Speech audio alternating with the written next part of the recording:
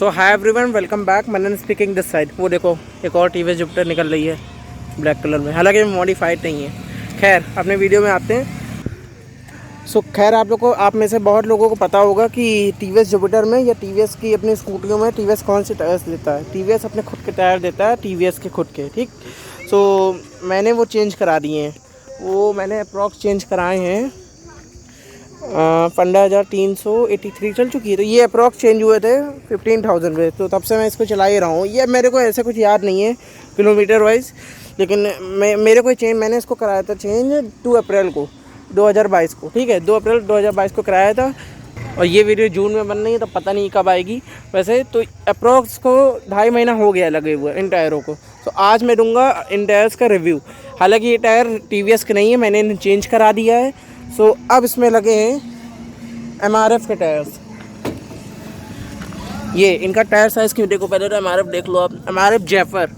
और अगर मैं इनके टायर साइज़ की बात करूं तो ये आपको मिलता है 90x90x12 का।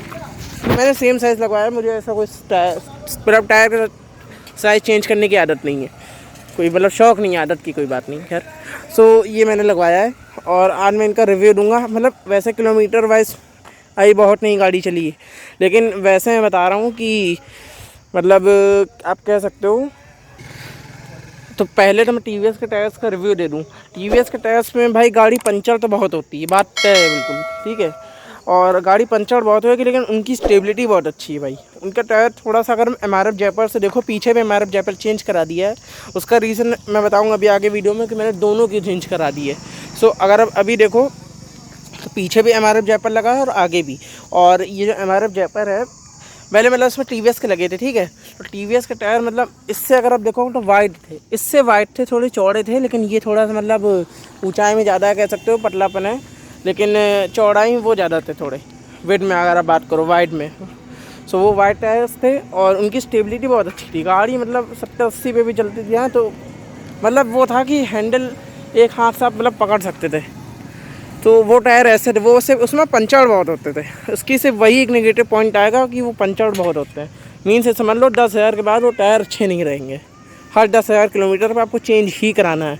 अगर मैं सेकंड पॉइंट की बात करूँ कि मैंने दोनों आगे पीछे रियर और फ्रंट में एमआरएफ ही की, मतलब टीवीएस के दोनों टायर लगे थे। ठीक, तो लोग ज़्यादातर आपने देखा होगा पीछे कराते चेंज, आगे अभी उसको चलने देते हैं। मैंने आगे भी क्यों चेंज कराया, पीछे भी क्यों कराया। मेरी ऐसे गाड़ी 15,000 चल चुकी है, तो पीछे के टायर की स्थिति बिल्कुल ख़राब थी। ग्रिप उसकी अच्छी थी अभी भी, लेकिन उसमें पंचर बहुत हो गए थे। मैं ऐसे ही एक बार ऐसी रोड से जा रहा था और गाड़ी एकदम पंचर हो गई, मैं एकदम ब्रेक डाउन हो गई आप कह सकते हो, मैं एकदम रुक गया। मुझे गुस्सा, लेकिन मैंने जाकर अगले दिन दोनों ही करा दिए चेंज। और फ्रंट इसलिए मैंने चेंज करा दिया कि पीछे चेंज हो रहा था। अब कुछ दिन बाद 2-3 महीने बाद आगे प्रॉब्लम आती कि भैया अब आगे इसमें हवा निकल रही है, वॉल्व से निकल रही है, पंचर हो गई। उस चक्कर में पड़ना नहीं था। एक बार ब्रेकडाउन होने से देख चुका था स्थिति क्या होती है, कंडीशन। मैंने आगे भी करा दिया, और कोई रीज़न नहीं है। आप लोग को एक काम करना है, काम वो करना है कि एमआरएफ जयपुर की तरह धोखा नहीं देना है। आपको सब्सक्राइब बटन दबा के ही जाना है, इसीलिए तो यूट्यूब ने दी है वो आपको दबानी है।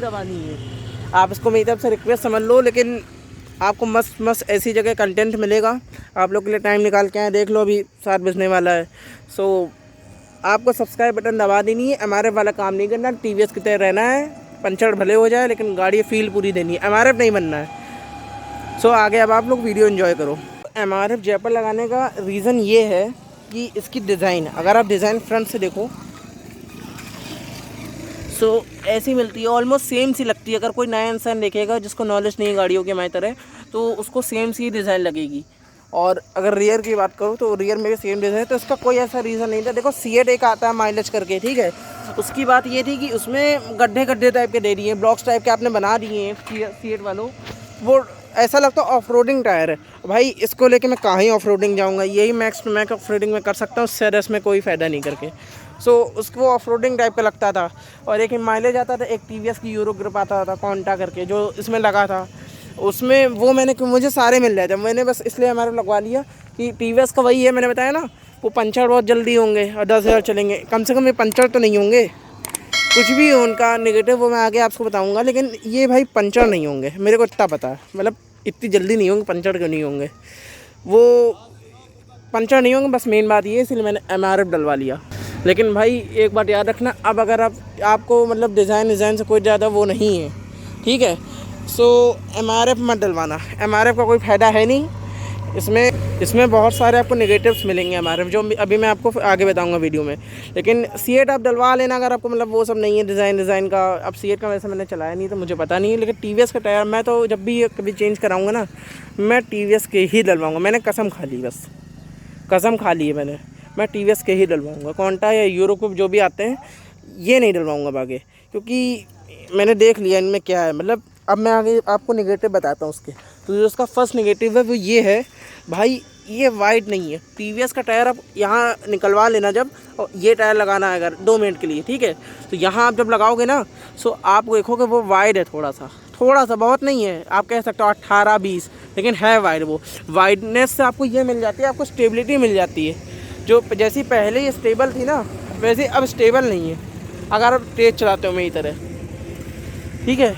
आप देख के कह रहे होगे कि नहीं भाई ऐसे ये गलत बता रहा है, इसमें ग्रिप बहुत अच्छी है, वो ग्रिप देखो किनारे तक। नहीं, अभी मैं ऐसे टर्न वाली रोड से आ रहा था, मतलब भगा नहीं रहा था, लेकिन मेरे को स्टेबिलिटी वैसे ही लगती जैसे TVS के टायर्स में लगती थी।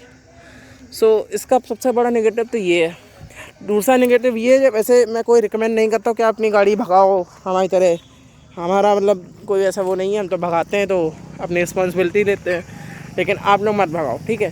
सो दूसरा इसका ये है पॉइंट नेगेटिव में कि जब ये भागती है ना, बात कर रहा हूँ स्पीड की, तो जब ये भागती है ना करीबन जब 70 से ऊपर चली जाती है, ठीक है, तब गाड़ी का मतलब आप एक हाथ छोड़ ही नहीं सकते हो। पहले मैं TVS के टायर में एक हाथ कभी मतलब 1-2 सेकंड के लिए मान लो आपका फ़ोन पॉकेट में रखा है और आपको कोई कॉल नहीं उठाना, आपको गाड़ी नहीं रोकनी है, ठीक है, आपको बस उसकी बटन प्रेस करनी है पावर की कि मतलब एक तरह से स्नोज हो जाए थोड़ी देर के लिए, साइलेंट हो जाए, बाद में जब गाड़ी रोकेंगे तो अपना उठा लेंगे, ठीक है।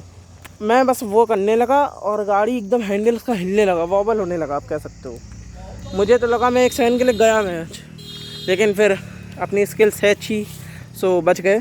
तो इस मामले में मतलब 2-3 दिन हुए तो उस समय तो लगाए हुए, तो उस दिन से पता चला। उस समय मैंने शॉपकीपर जिनसे लिया था उनको बताया भाई, वो बोले नए हैं, अभी भी इसमें वही दिक्कत है। सो अब मैं मान चुका हूँ स्टेबिलिटी इसकी वाइज बेकार एकदम 2 कौड़ी की है, एकदम 2 कौड़ी की है, आप कह सकते हो। पंचर अभी तक तो हुए नहीं, ना ही हो, लेकिन वैसे अगर मैं बताऊँ ट्यूबलेस है दोनों, और दोनों का साइज़ सेम है, और दोनों आगे पीछे रियर MRF लगे हैं, MRF जैपन 90/90/12, ठीक है। तो ये 2 नेगेटिव इसमें आते हैं। तो ये था मेरी तरफ से शॉर्ट सा रिव्यू, एक आप कह सकते हो MRF जैपर का। मत लगवाना, फिर बोल रहा हूँ, TVS लगवा दो या आप देख लो अपना कोई और, लेकिन मैं तो अब ये नहीं लगाऊंगा ज़िंदगी में। स्टेबिलिटी 2 कौड़ी की है, बार बार ये रिपीट करने का फ़ायदा नहीं है, वीडियो लंबी करने का कोई फ़ायदा नहीं है। तो बस मेरी तरफ से ये शॉर्ट सा रिव्यू था। वीडियो देखने के लिए थैंक यू, और हाँ, चैनल को सब्सक्राइब ज़रूर कर लेना, ऐसी मस्त वीडियो और आएंगी आप लोग के लिए। सो बाय बाय।